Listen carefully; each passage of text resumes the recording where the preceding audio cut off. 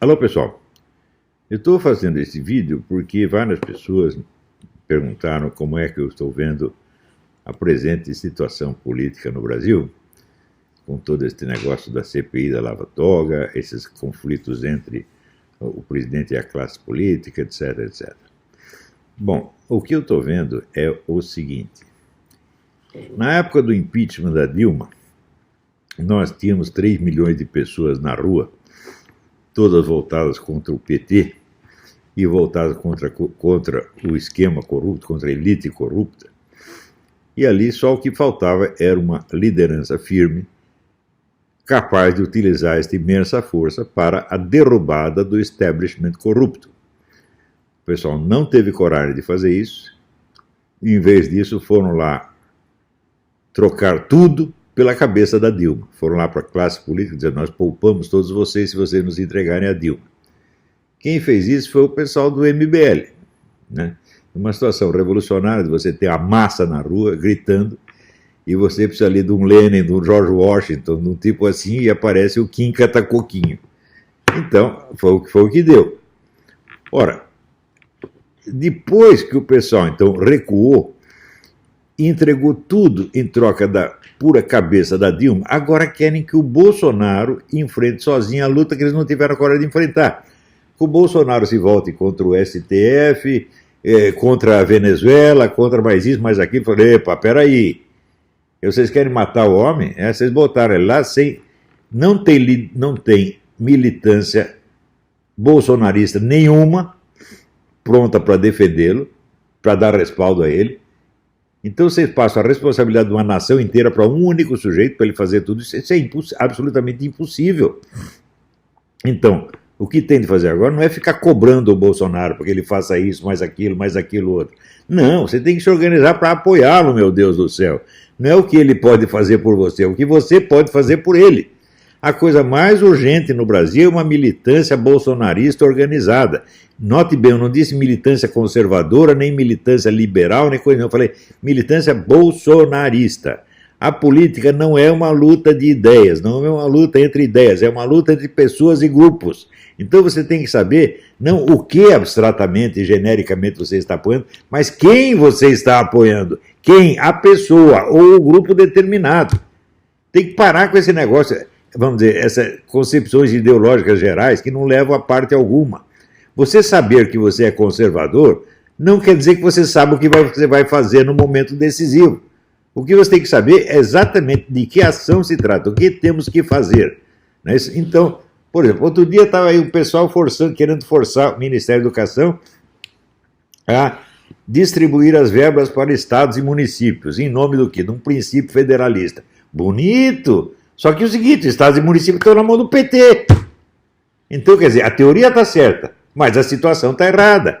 E tem sido sempre esse o erro. Por isso que eu digo, não existe uma direita no Brasil, existem direitistas soltos. Não é isso? Uma direita, para se formar, teria que ter tido décadas de debates entre intelectuais altamente preparados, né, para limpar todas essas questões preliminarmente. E quando você passa para a ação, você sabe o que está fazendo. Mas o pessoal saltou direto para a ação. Quer dizer, leu lá o mínimo que você precisa saber para não ser um idiota, e no dia seguinte está querendo agir. Não dá para fazer isso, gente.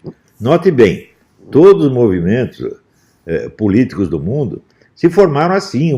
Eu fiz uma vez um post dizendo que esses movimentos, eles seguem, existe uma espécie de um cronograma, várias etapas que têm que ser vencidas para chegar lá. Quer dizer, a primeira etapa é da discussão entre intelectuais. Os intelectuais não vão fazer nada, eles só vão ficar discutindo ideias para ver se entendem o que está acontecendo. Isso dura algumas décadas. Né? Na Rússia foi assim, na França foi assim, nos Estados Unidos foi assim. Né? E no Brasil o pessoal quer pular direto para a ação. Não tem a paciência, né, de esperar que as coisas amadureçam no seu devido tempo. E foi isso que aconteceu. Mal surge um movimento com pretensões de ser conservador, já elege um presidente do dia seguinte. Coitado do presidente, não tem uma militância para sustentar, né? E já cobram dele imediatamente que ele destrua todos os inimigos. Falam: não dá para fazer isso, gente. Por exemplo, esse negócio da CPI, da Lava Toga, eu vou dizer para vocês, isso é uma bobagem fora do comum. Ontem mesmo saiu um post do Ailton Benedito explicando isso aí. Falou: olha, tem uma imensa jurisprudência no STF dizendo que decisões judiciais não são objeto de CPI. Ponto final. Né? Quer dizer, quantos ministros do STF vocês vão conseguir levar para depor numa CPI? Nenhum. Quer dizer, isso não vai adiantar nada. Agora, por que o Flávio Bolsonaro não apoiou a CPI da Lava Jato? Agora ele virou um bandido, um criminoso. Né? Quer dizer, o que é isto? Quer dizer, tudo isso aí são símbolos de posições políticas, não são atitudes concretas. Né? Muito mais importante do que lavatório. Gente, claro, existe uma elite política corrupta, sem dúvida. Porém, quem foi que criou essa campanha internacional contra o Bolsonaro? Foi a elite política corrupta? Não, meu filho, foram os petistas. Petistas e pissolistas, sobretudo jornalistas. A classe jornalística é um grande inimigo do Brasil, porque ela está identificada com o Foro de São Paulo, trabalha para o Foro de São Paulo. Quem é que tem o contato com os jornalistas do mundo inteiro? Os jornalistas do Brasil. Não foi o Toffoli, não foi o Gilmar Mendes, não foi o pessoal do STF, não foi o Nhonho, né? E não foi o Santos Cruz. Não, foram os jornalistas, meu Deus do céu.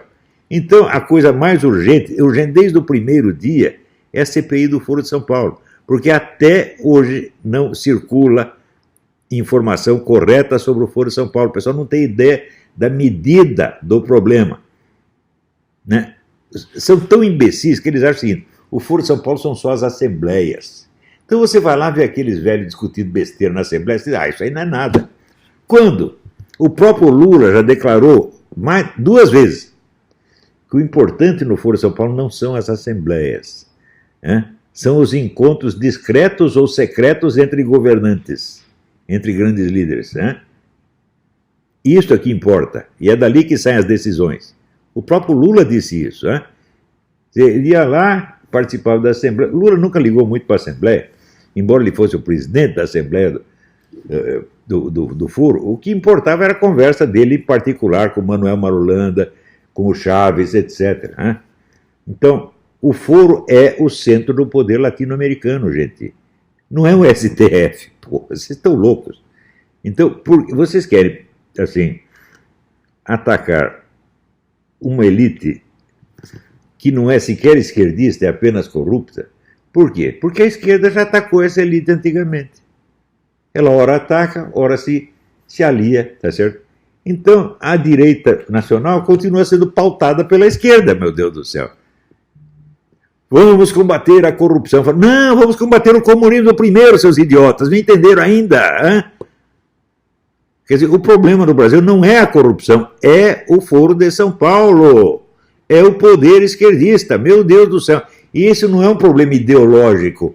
O que está atrapalhando o Brasil não é a ideologia esquerdista, é a rede de ação esquerdista, que ocupa todos os postos, manda em tudo, tá certo? Tem o controle integral da mídia, das universidades, e tem a rede de apoio espalhada no mundo inteiro, no New York Times, no Washington Post, no London Times, no raio que eu parta, no Der Spiegel. Hein?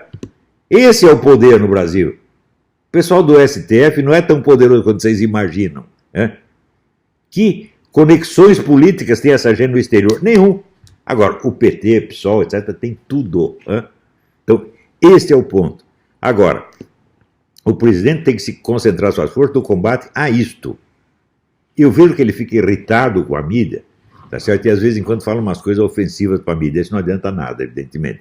Ele tem que falar manso, mas tem que agir de maneira decisiva. Eu pergunto assim, quantos processos estão rolando contra jornalistas mentirosos? Você vai ver nenhum. Então, xinga os caras, mas não faz nada contra eles. Por que o presidente era assim? É porque ele não tem respaldo, ele não tem uma militância organizada trabalhando para ele. Se tivesse, por exemplo, nós já teríamos uma equipe de 100 advogados fiscalizando o que esses jornalistas fazem e processando um por um. Ele mentiu contra o governo, processa em cima de você. É a maneira mais simples de lidar com isso. Mas note bem, eu estou falando isso desde o começo da década de 90. Falei 1000 vezes para os militares. Vocês estão deixando esses camaradas mentirem contra as Forças Armadas. Não pode deixar. O sujeito mentiu contra as Forças Armadas, você tem que meter um processo nele. Desde o começo da década de 90. Daí as pessoas dizem, mas não adianta processar, porque não dá nada. Escuta, meu filho, o processo não vale pela sentença final do juiz, mas pelo próprio processo. Eu já sofri processo do qual eu fui absolvido, o processo acabou com a minha vida. Simone Weil já dizia, para o réu inocente, sofrer um processo já é um castigo imenso. E eu sei, eu fiquei 6 anos gastando dinheiro, tendo que correr atrás de documentos, testemunho, o tempo todo, acabou a minha vida. No fim, fui absolvido. Quer dizer, eu não vou pagar pelo crime que eu não cometi, mas eu já paguei porque eu já gastei todo o meu dinheiro. Então, processo, ele é uma arma para você amarrar a mão do seu inimigo. Não é para meter ele na cadeia. Às vezes você não consegue meter na cadeia. Mas, se um desses jornalistas tiver 20 ou 30 processos para responder, ele está lascado. Tá certo? Se tivesse, por exemplo, processado o Caco Barcelos, quando ele inventou aquela mentira contra o Exército, centenas de jornalistas teriam ficado inibidos de seguir o exemplo dele. Algum milico processou? Não processou. Por quê? Porque não tem ideia de como as coisas funcionam. Se você pega assim, qual é a cultura política que no Brasil tem os militares e os políticos? Eles leem as publicações do Council of Foreign Relations. Eles leem Foreign Affairs e as publicações do Foreign Affairs. Tudo furado. Isso é só conversa mole. Se você quer saber realmente o que está acontecendo, procura no Council of Foreign Relations um sujeito que saiba sobre o Dugin o que eu mostrei ali no meu debate. Nenhum deles sabe. Minha cachorrinha que está querendo dar um palpite. Não quero saber sua opinião. Fique quietinha.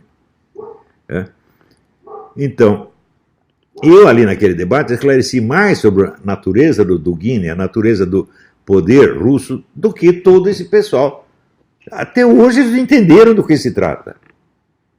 Em primeiro lugar, porque todos seguem a doutrina Morgenthau, que o agente fundamental do processo são os estados.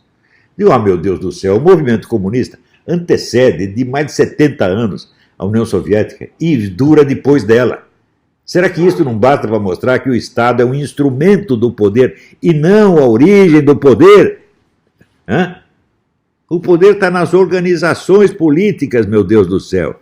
Às vezes organizações secretas ou esotéricas. É ali que está a origem da coisa. Porque é dali que surgem as ideias. Simples. Qual é a importância das ideias? É muito simples. O que você não consegue nem pensar, você não consegue fazer. Então, antes de fazer, tem que pensar. Então, alguém pensou primeiro, ensinou para o outro fez. Então, é ali que você tem que buscar a origem das ações e dos agentes. Não é no Estado. O Estado é um órgão oficial, meu Deus do céu. Você pensa bem, quando Stalin chegou ao poder, quantas ideias novas ele teve que criar? Nenhuma, já está tudo pronto. Ele simplesmente botou em prática. Ele entendeu qual era a função dele e botou em prática. Então, agora, se você começa a ligar muito, aqui eu quero ouvir o Council of Foreign Relations, a London School of Economics.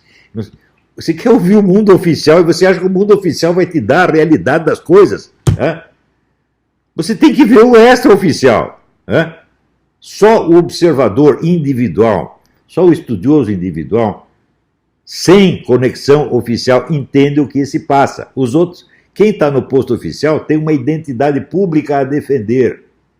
Você está entendendo? Então não pode dizer as coisas como ele vê. Ele tem que dizer as coisas como o chefe dele quer, ou como o departamento dele quer. Então, todo este material produzido por essas grandes entidades não vale nada cientificamente. Outro dia mesmo eu coloquei, o que é consenso? Consenso é número de votos.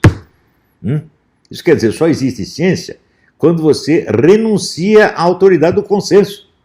Renuncia completamente. Consenso nunca é... Você fala consenso científico, isso é um oxímoro. É uma contradição. Não há consenso científico. Se há consenso, não é científico, meu Deus do céu. Científico é o mundo da demonstração e da prova, não o mundo das pessoas que aceitam aquilo. Então, veja, a coisa mais urgente no Brasil, vocês têm que criar uma militância bolsonarista agora. Não é conservadora, não é liberal, não é cristã, não é pró-família. Não! Você tem que apoiar o chefe, não é apoiar a ideia. Porque se você apoia a ideia, você está toda hora divergindo. Dentro do mundo conservador, você pega um universo de ideias conservador, pode haver 1000 divergências ali dentro. Tá certo? Então, hora você está a favor de um, hora você está a favor de outro, e você se divide. Quer dizer, é claro que as ideias têm importância, mas não nesse plano, gente. Você vê o número de camaradas que subiu na vida junto com o Bolsonaro, graças ao Bolsonaro, graças ao prestígio do Bolsonaro, no dia seguinte viraram casaca. É Kim Catacoquinho, é Lobostão, essa gente toda, porra. É o Alexandre Fruta. Por quê? Aderiram às ideias. Mas a política não se constitui de ideias. A política são ações que refletem um poder. Essas ações são empreendidas por indivíduos reais. Então você tem que estar a favor deste e contra aquele. Não é as ideias.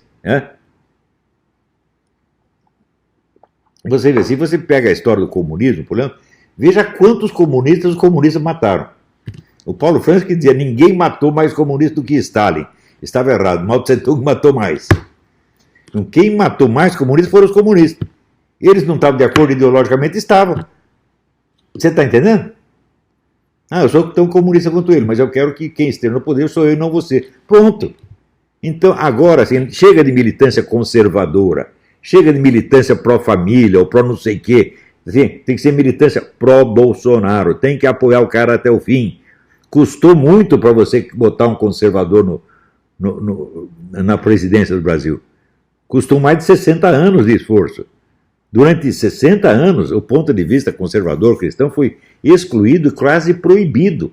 Eu desafio vocês a me mostrar uma tese universitária anticomunista que tenha sido, não digo aprovada, mas aceita para exame em qualquer universidade brasileira.